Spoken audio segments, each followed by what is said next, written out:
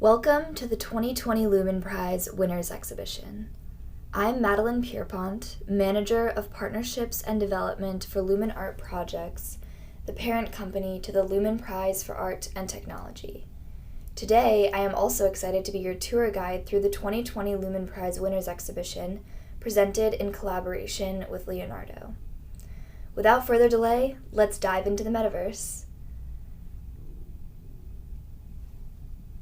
As we enter the lobby, I want to tell you a little bit more about the exhibition space and its creation. We were pleased to partner with Leonardo, the leading publication on the intersection of art, technology, and science. What is particularly interesting about this exhibition is that each artist pavilion has accompanying text from Leonardo publications that provide even richer context to each work, and we hope facilitate dialogues around the meaning of each. The exhibition was designed and shaped by DC Spenceley and Gustavo Rincon, who really wanted to create an approachable space that was different than a plain white-walled gallery space, while holding each artist's work champion and allowing room for visitors to move easily through the space. I encourage you to explore this virtual world on your own after the tour, as there is so much to see and experience. You can navigate to each artist's work through this lobby menu, or my personal preference, walking through these mystical gates. To visit our first artist, we will walk through Julieta Gil's gate.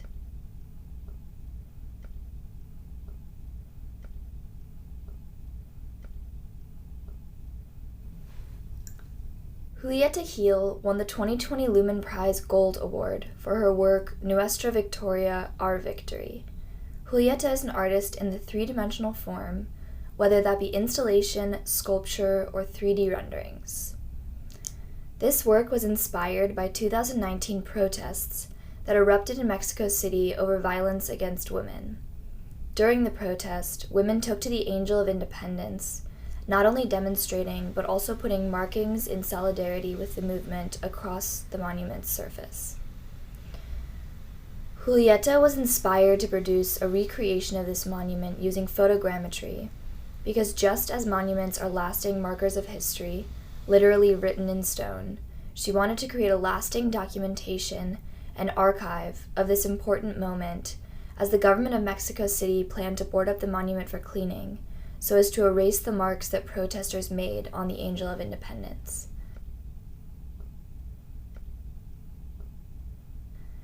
What I love about this pavilion is the ability to act as the artist did. If we move over to the higher bandwidth version, we are able to see a 3D rendering of the monument. A female government official actually let her go behind the boarded up walls to document the markings. Being able to walk around and experience the monument in this virtual space echoes the experience of the artist, as she too was alone with the monument. When you have a moment, I definitely recommend coming back and exploring this 3D rendering on your own. Now we will move along to the BCS Chartered Institute for IT Artificial Intelligence Award winner, Christian Leclair. Christian is a new media artist and choreographer based in Berlin. He is interested in friction between human bodies, movement, and nature versus digital procedures and machine learning. Christian won this award for his work Helen, which was created through a deep learning space with custom network architecture. This network is trained on 120,000 different sculptures from across historical periods and different cultures. The AI formulates entirely new sculptural renderings every 30 seconds, each of which is an articulation of our collective heritage. This work is really fascinating, I think, because it draws on the tension between the individual and the collective. The artist, Mio, produced Helen and engineered the technology to create it, but nonetheless it draws its shape from the minds and chisels of artists from across different space and time. He chose to use black marble in particular to demonstrate the insane amount of data that travels in seconds across time and space, and to serve as a juxtaposition to the often white marble that we see in classical antiquity sculpture. A theme that I also think is of particular interest is the idea of nature versus construct, the question of whether this is a natural production or a new form of artificial intention. If we move over to the other side of the pavilion, you can hear more from Mio about the creation of this work, as well as read 2 Leonardo publications that are put in conversation with it. I want to draw your attention in particular to this article, which is about a custom-built robotic bird that dances to Tchaikovsky's Swan Lake. The conversation here, in complement to Helen, is around the mixing of old heritage with new technologies. If you're interested in reading any of the Leonardo publications in this exhibition, you can simply click the image and you will be directed to the article. Now, I'm excited to bring you to our next artist pavilion, Ilyn Legarny. Legarny is an interaction spatial designer who is interested in space and the sensory environment. Her work, Unbalance, is guided by somatics theory, which highlights links between bodies and awareness, unusual movements, and perceptions of the world. In Unbalance, an interactor stands on the platform you see here, wearing a VR headset. The participant is prompted to investigate a sense of imbalance as she tilts on the platform with her movements. Her headgear and apparel augment the auditory sensation of hearing the beads move below her, as a bead avatar is generated from her movement. I think this work is really compelling because it engages the idea of XR in a very different way, prompting a meditative exploration on self, rather than an out-of-body experience which is so often felt in VR. In a way, though she is disembodied, the participant is getting in touch with her body in a new way and focusing on the sensory experience. If we go over to the other side of the pavilion, you can find a lovely video of Ilyn taking visitors on a walk and describing her practice, as well as 2 Leonardo articles. One in particular that I draw your attention to is this analysis of interactive art and performance. Next, we are off to Tupac Martyr and Satori Studios' Cosmos Within Us. Tupac Martyr won the Global South Award for Cosmos Within Us. Our Global South Award seeks to recognize artists working in or from the Global South, including Asia, Africa, the Middle East, and Latin America. Martyr is a multimedia artist whose work spans the field of lighting, projection, and video. So this work, The Cosmos Within Us, is a storytelling experiment that uses a variety of different artistic and technological tools to express the emotions around loss, and in particular focuses on the story of Eichen, who suffers from Alzheimer's. Using VR headsets, performance, immersive soundscapes, smell, and touch, viewers are very literally brought into the world and the mind of Eichen.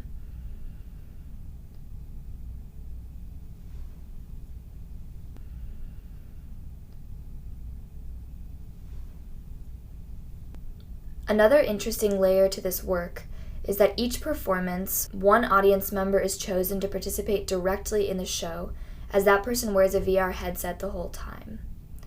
You can view some of the moving image components of this work here, so I highly encourage you to come back and sit in on one or more of these movie rooms.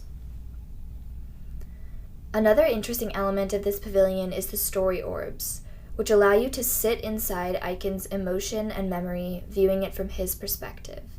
There is certainly a lot to explore in this room.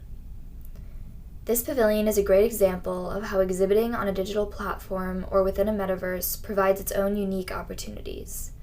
This work is an interactive performance, the power of which can only truly be felt as a participant or an audience member.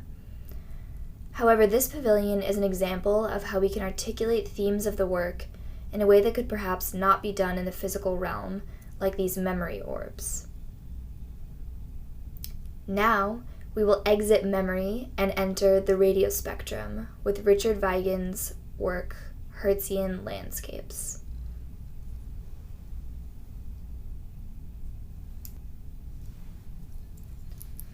Weigan won the 3D Interactive Award. He is an artist and designer whose work focuses on artistic data visualizations, His studio is based in the Netherlands. His work, Hertzian Landscapes, is a live visualization of the radio spectrum.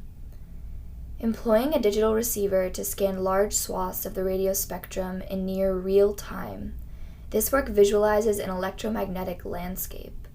Users can zoom into specific frequencies by positioning themselves in front of the screen, making them feel like they are walking into the live radio wave spectrum.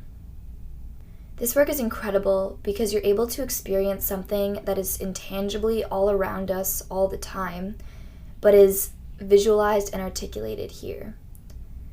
You can mimic the feeling of the in-person installation by entering through the screen here as if you were zooming through radio frequencies.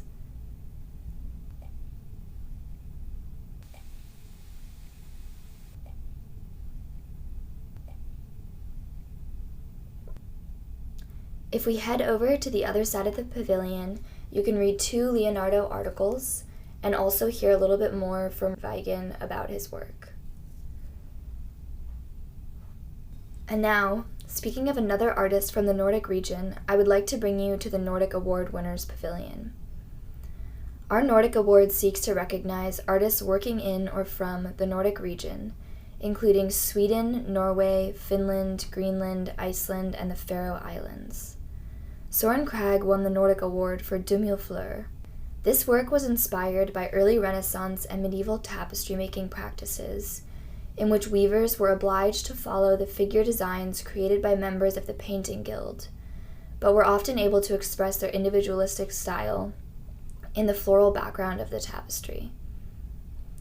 In an attempt to reverse this image hierarchy, the figures and narratives of these tapestries have been omitted, and the work is instead left highlighting the background of these tapestries.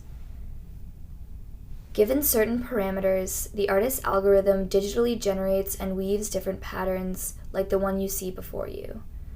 This work serves an interesting counterpoint to Helen by Christian Leclair, as both works draw on the artistry of the past. You can see this tapestry being woven in the video in the middle of the pavilion, and you can also visit the tapestries that are rendered in the digital form around the pavilion as well. To move on to our last few artists, we will head over to Casey Reese and Jan St. Werner's Pavilion, winners of the 2020 Moving Image Award. Casey Reese and Jan St. Werner won the 2020 Moving Image Award for Compressed Cinema, a collection of 5 audiovisual works. The video images were created by Casey Reese, and each work has a stereo audio track composed by Jan St. Werner. Casey Reese is an American artist based in Los Angeles whose minimal artworks explore ideas through the contemporary lens of software. Reese is perhaps best known for having created the processing programming language with Ben Fry. In Compressed Cinema, the images for the videos were derived from a set of film stills created by Reese with generative adversarial networks, or GAN. In GAN, 2 neural networks are pitted against one another, thus attributing to the use of the term adversarial. The result is to create new synthetic examples of data that can often pass for real data. GAN is a really fascinating use of technology, and I think there will be a lot more to see around this as artists, researchers, technologists, and scientists work more with it. For the sake of time, I am not visiting every left side of the pavilions, but you should definitely come back and learn more about the artist's work with their videos on the left side of the pavilion, and also check out the Leonardo articles. We will switch gears from moving image to still with Liliana Farber's Terum in Aspect 2. Liliana Farber is an Israeli-Uruguayan artist living in New York. Farber investigates the ways virtual redefines the physical world. Using custom-made software and collected material from the internet, she creates images, installations, and interactive works. This work, Terum in Aspect 2, is a series of satellite photography generated by a machine learning algorithm trained on Google Earth of non-existent islands that appeared in historical maps but were proven later to not exist. She is interested in this topic as it challenges our conceptions of colonial heritage and how we perceive and demarcate space. You can learn more about her interest in this in one of our other CADAF events, a chat entitled On Claiming Space and the Digital Scape with Liliana Farber, Nye Thompson, and Max Coulson. Make sure to check it out. And last but not least, let us visit Luwa, winner of the Student Award presented by Photo Monitor. Luwa is an artist whose work encompasses installation, moving image, and painting. Trained in anthropology, she deploys neurotechnology to construct immersive and interactive environments, exploring the subjectivity and plasticity of human emotions and perceptions. Her winning work, Racing Thoughts, traces the artist's discursive internet surfing by juxtaposing both clinical and humanistic approaches to human emotions. On the right channel, a brainwave headset objectively monitors her real-time emotional changes, while on the left channel, hand-drawn animations illustrate her subjective thoughts and imagination with a human touch. I find her use of mixed mediums really enchanting, the very scientific brainwave feed paired with her ethereal drawings. The video tells a narrative as well, so if you are interested, please do come back and watch the entire video. With that, unfortunately, our tour draws to a close, and I will take us back to the lobby. Thank you for joining me on this journey through the 2020 Lumen Prize winners virtual exhibition, and a big thank you again to CADAF for inviting us to share this with you all. And I encourage you to come back to this space to explore on your own. Thank you.